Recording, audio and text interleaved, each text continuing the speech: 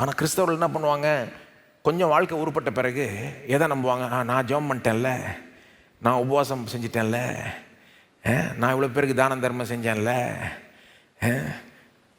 நான் இவ்வளோ காணிக்கை கொடுத்தேன்ல, நான் இதெல்லாம் பண்ணல, ஆனாலும் தேவன் என்ன ஆசீர்வாதம், இதெல்லாம் நான் பண்ணிட்டேன்ல, ஆகவே இந்த அவர்கிட்ட நான் தைரியமா போகலாம்.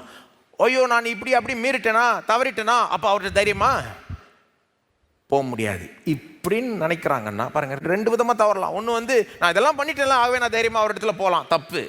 நான் இதெல்லாம் பண்ணலை, ஆகவே நான் தைரியமாக போக முடியாது, தப்பு. நீங்கள் பண்ணீங்களோ பண்ணலையோ, இயேசு உங்கள் பாவத்தை சுமந்ததுனால, சாபத்தை சுமந்ததுனால, பாவமானதுனால, சாபமானதுனால நீங்கள் தைரியமாக போகலாம். எப்போ வேணால் யார் வேணா இயேசுவை நம்பிக்கொண்டு தைரியமாய் பிதாவின் இடத்துல போகலாம். என்ன வேணா கேட்கலாம், என்ன வேணா பெறலாங்க. தேவன் உங்களுக்காக காத்து கொண்டிருக்கிறாருங்க.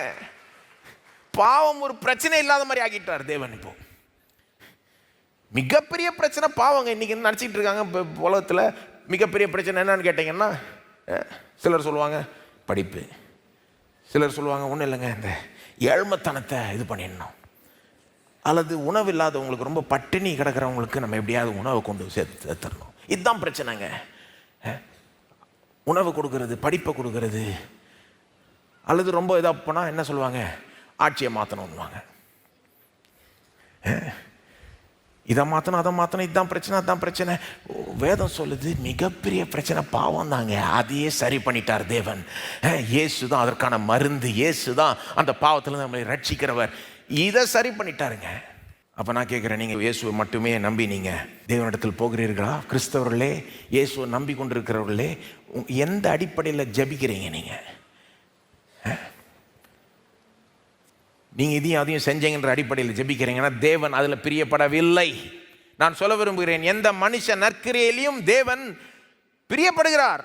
ஆனால் குமாரன் செய்கிற அளவுக்கு அவர் ஒன்றும் பிரியப்படுகிறது கிடையாது. அது அவருக்கு முன்பாக நம்மளை தகுதிப்படுத்தவே முடியாது. பாருங்க, தைரியம் எங்கேருந்து வருது? இயேசு எனக்காக மரித்தார், எனக்காக பாடுபட்டார், எனக்காக ஜீவனையே விட்டார், எனக்காக என் தண்டனை ஏற்று சுமந்து தீர்த்தார்.